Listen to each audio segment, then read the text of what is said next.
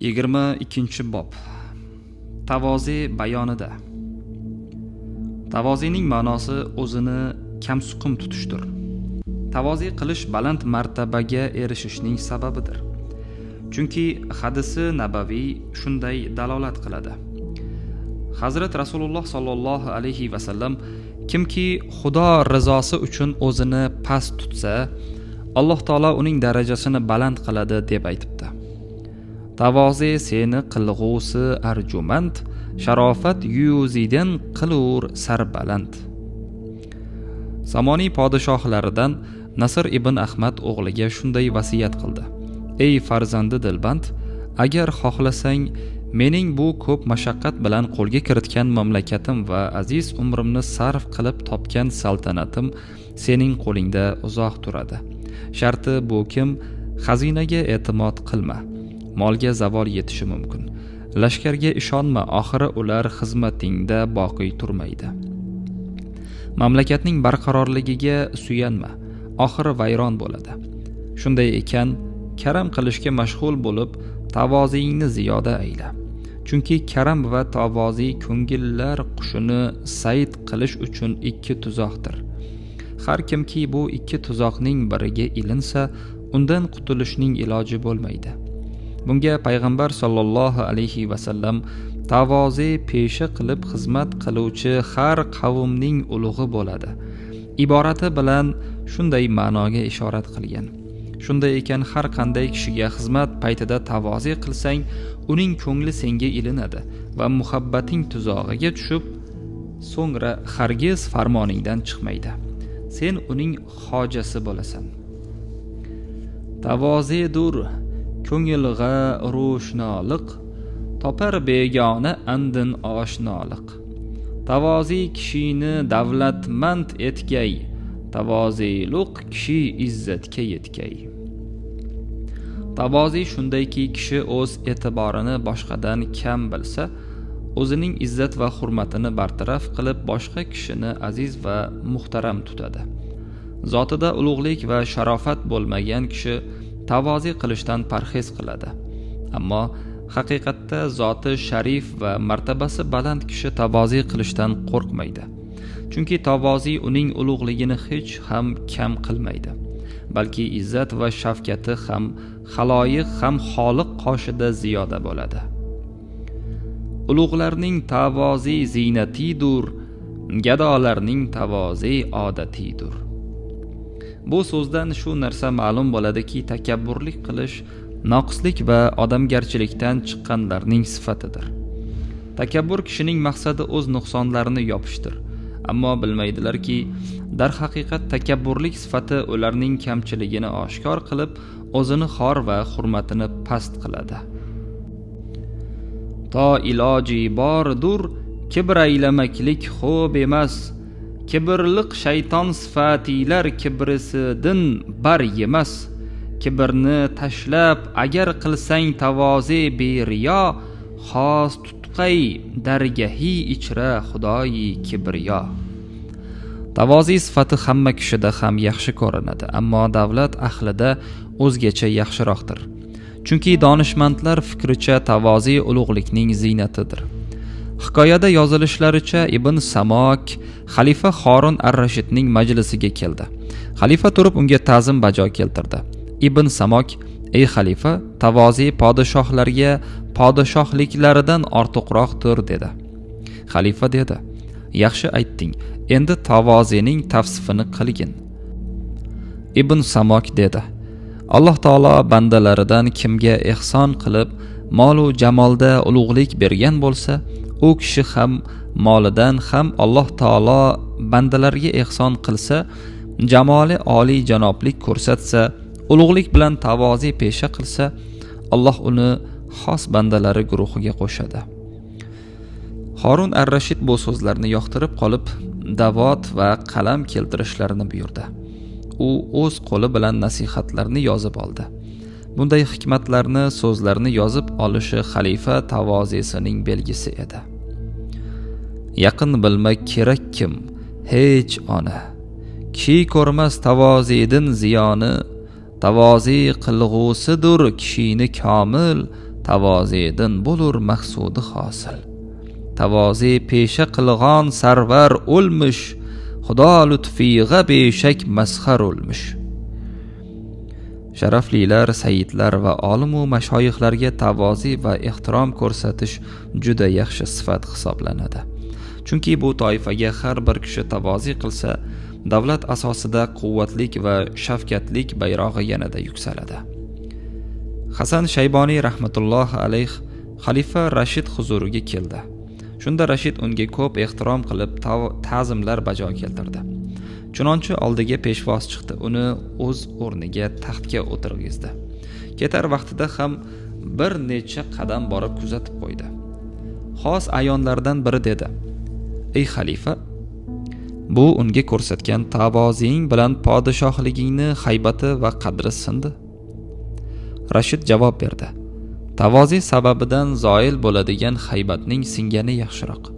Ulug'larga ehtirom ko'rsatishdan kam bo'ladigan qadrning yo'q bo'lishi afzaldir. Qadri ki tavozi sababidin bo'lur ul kam, bo'lmaz kishi ul qadr ila hargiz mukarram."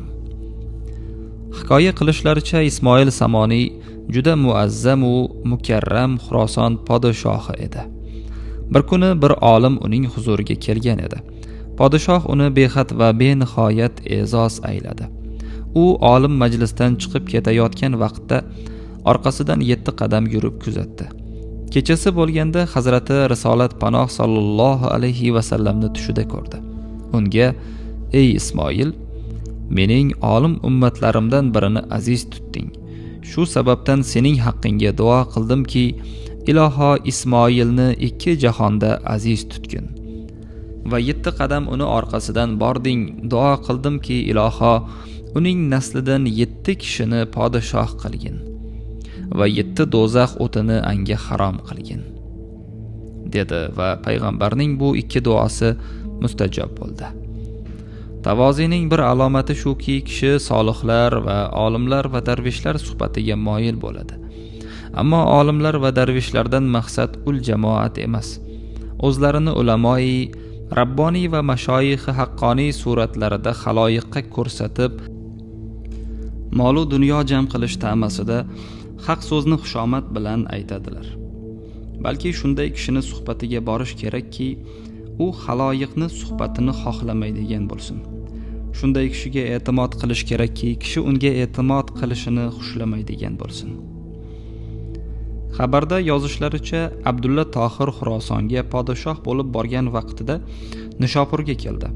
Bu viloyatning hamma ulug'lari va akobirlari uning salomiga kelishdi.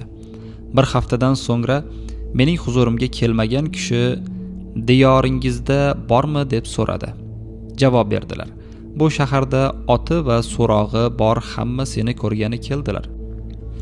Faqat 2 darvish jahon bilan muloqotdan ko'z yumib, xalq g'avg'osidan qochib Xoliq zikriga mashg'ul bo'lib uzlatda o'tiribdilar. Tilab ganj ichra yotmishlar Xudoni, chiqarmishlar ko'nglidan mosuvoni. Ko'rarlar 2 olamni nazarsiz, ucharlar farishdin to arsh parsiz." Abdulloh so'radi: "Bu 2 kishi kimlardir?" Aytdilar: "Ahmad Harb va Ahmad Aslam kim? Bular din olimlari, podshohlar va umarolarni huzuriga borishni xohlamaydilar." Abdulloh: "Agar ular mening oldimga kelishni yoqtirmasalar, men ularning oldiga boray", deb otlandi va Ahmad Harb tomonga yurdi. Odamlardan biri yugurib kelib xabar qildi: "Abdulloh sening oldinga kelayapti." Ahmad qochib qolish ilojini topa olmadi. Endi turgan edi, Abdulloh uning kulbasiga kirib keldi. Ahmad turib bir muddat boshini quyi solib turdi. Abdulloh ham uning hurmatini qilib kutib turdi. Bir soat o'tganidan keyin Ahmad boshini ko'tardi va dedi: "Ey Tohir o'g'li, eshitgan edimki, juda xushxulq va xushro'y kishi ekansan. Hozir ko'rdimki, aytgandan yaxshiroq ekansan. Endi nasihatim shuki, bu yaxshi yuzingni Alloh taolo amriga quloq solmay shuvut qilmagin. Shunday ko'rkam ruxsoringni do'zax o'tiga o'tin qilmagin. Bu so'zni aytgach, yuzini qiblaga o'girib namozga mashg'ul bo'ldi. Abdulloh yig'lab Ul Azizning kulbasidan chiqdi va Ahmad Aslam huzuriga bordi. Ammo Ahmad Aslam uning kelishini bilib, eshigini mahkam berkitdi. Abdulloh har qancha jiddu jahd qilsa ham Azizni ko'rishga muyassar bo'lmadi. Unga juma kunigacha sabr qilish kerak.